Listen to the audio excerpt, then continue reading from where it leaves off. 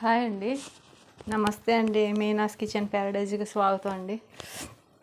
అందరూ ఎలా ఉన్నారు? నేనైతే చాలా బాగున్నానండి. మీరందరూ కూడా బాగుండాలని మనసారా కోరుకుంటూ ఈరోజు మీకు చాలా ఈజీ అన్నట్టు చాలామందికి తెలిసిందే, కానీ నా స్టైల్లో చూపిస్తున్న వంటకం వచ్చేసి ఇది నాటుకోడి కూర అండి.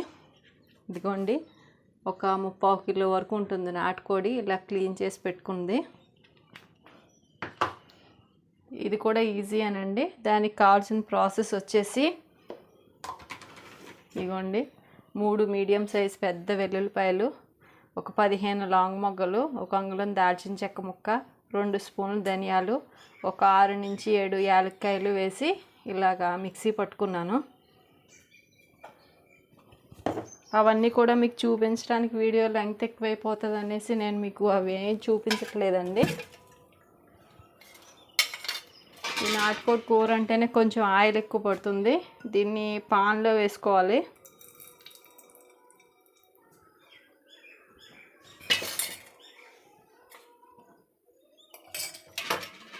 ఇలా ప్యాన్లో వేసుకుందాం.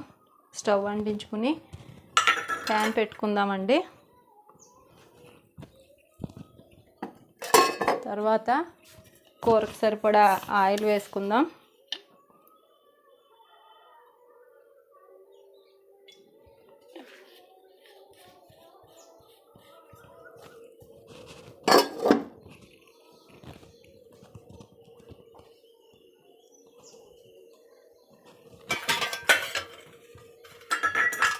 అండి, దయచేసి వీడియో చూసిన వాళ్ళందరూ లైక్ చేసి, షేర్ చేసి, సబ్స్క్రైబ్ చేసుకోండి.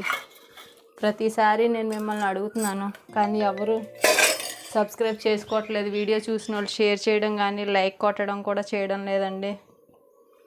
అయిగోండి, ఆయిల్ హీట్ అవుతుంది. ఇలా 1 స్పూన్ జీలకర్ర వేసుకుందాం. తర్వాత వచ్చేసి కొంచెం కరివేపాకు, 2 పచ్చిమిరపకాయలు,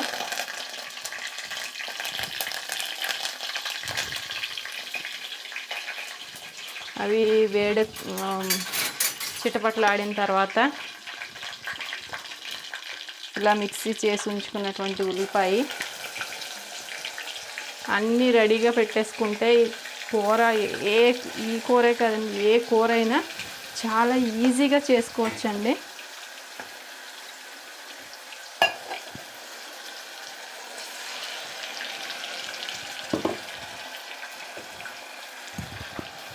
ఇదిగోండి, చక్కగా ఆయిల్లో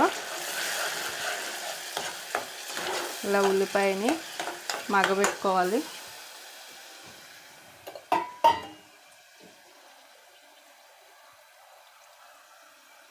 తర్వాత ఈ మిక్సీ గిన్నె కూడా కొంచెం కడుక్కొని వాటర్ పోసుకుందామండి.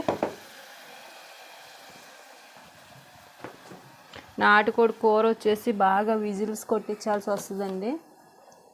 అది ఉడకదు గమ్ముని. ఇప్పుడు దానికి కూరకు సరిపడినంత అల్లం వెల్లుల్లి పేస్ట్ కూడా వేస్తున్నాను.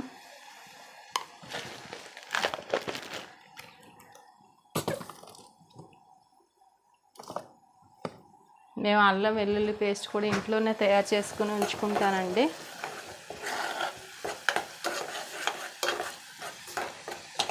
ఇదిగోండి, ఇది మగ్గుతూ ఉంటుంది కదా. నేను వేరుశనగ నూనె పోసానండి, అందుకే కూర కమ్మగా వాసన వస్తుంది ఉల్లిపాయ ఎగుతూ ఉంటే. తర్వాత పసుపు,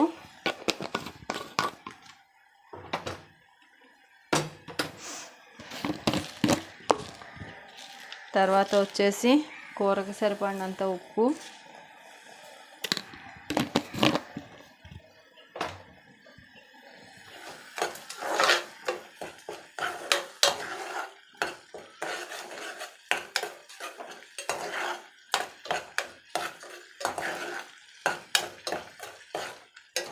ఉల్లిపాయ కూడా చక్కగా మగ్గిపోతుందండి. ఇప్పుడు మనం ఏం చేద్దామంటే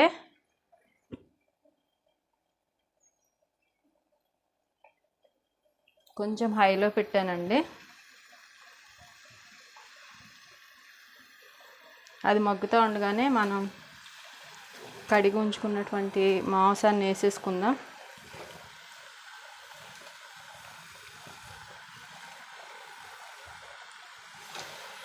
ఇది కాల్చి కొట్టిన మాంసం అండి ఇది.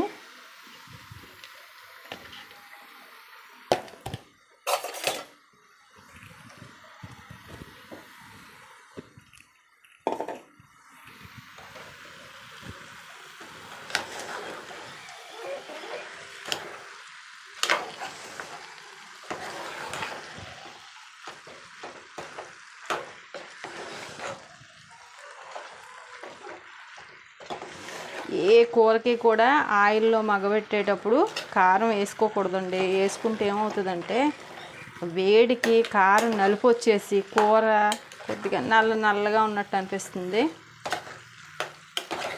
ఇగో చూసారు కదండి, చక్కగా ఇలాగా మాంసానికి పట్టేటట్టు ఉల్లిపాయని అది అలా కలుపుకుందాం.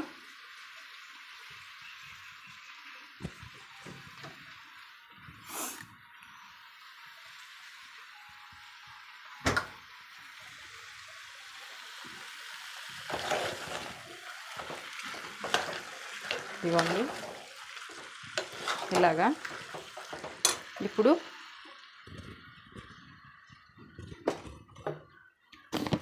కూరకు సరిపడా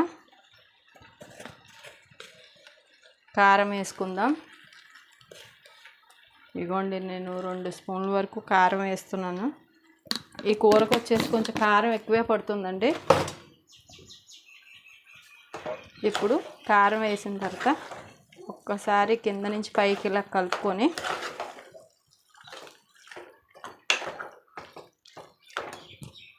కూరకు సరిపడినంత వాటర్ పోసేసుకుందాం. ఇదిగోండి ఇలాగా. ఇది బాగా విజిల్స్ కొట్టించాలండి, తొందరగా ఉడకదు. ఇది పుంజు మాంసం అండి. ఇది పందెం పుంజులు ఉంటాయి అంటారు కదండి, అది ఇది. ఇప్పుడు దీన్ని కొంచెం వాటర్ పోసానండి.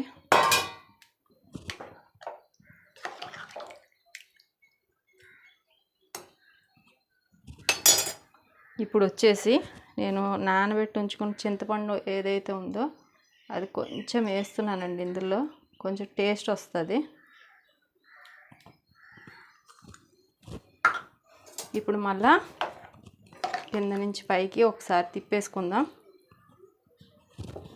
తిప్పుకొని మనం కుక్కర్కి విజిల్ పెట్టుకొని ఒక 5 నుంచి 6 విజిల్స్ రానిచ్చుకుందామండి.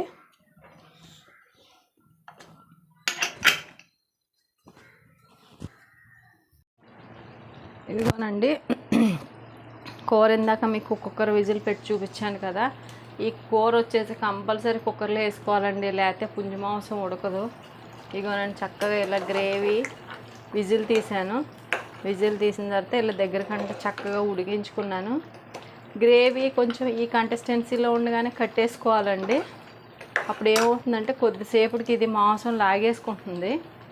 అప్పుడు మీకు కూరకు సరిపడా కలుపుకోవడానికి సరిపడా గ్రేవీ వచ్చేస్తుందండి. ఇంతేనండి ఈరోజు.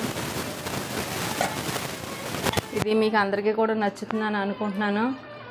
లైక్ చేయండి, షేర్ చేయండి, సబ్స్క్రైబ్ చేసుకోండి దయచేసి. మరీ రిక్వెస్ట్ చేస్తున్నానండి. ఈ వీడియో చూసిన ప్రతి ఒక్కళ్ళు కూడా లైక్ చేయండి, షేర్ చేయండి, సబ్స్క్రైబ్ చేసుకోండి. మీరందరూ కూడా సబ్స్క్రైబ్ చేసుకుంటారని మనసారా కోరుకుంటూ సెలవు తీసుకుంటున్నానండి. మళ్ళీ మంచి వీడియోతో మీ ముందుకు వస్తాను. ఇదిగోనండి కూరని చక్కగా ఇలా డిష్ అవుట్ చేసేసుకున్నాను. దీనికి కాంబినేషన్ వచ్చేసి రసం పెట్టుకున్నామండి, మిరియాల చారు. ఈరోజు సండే స్పెషల్గా మా ఇంట్లో మిరియాల చారు, నాటుకోడి కోడిపుంజు కూర అండి. నాటుకోడి కూర, ఇది పుంజు మాంసం అండి. మీకు అందరికీ కూడా నచ్చుతుందని అనుకుంటూ సెలవు తీసుకుంటున్నానండి. బాయ్.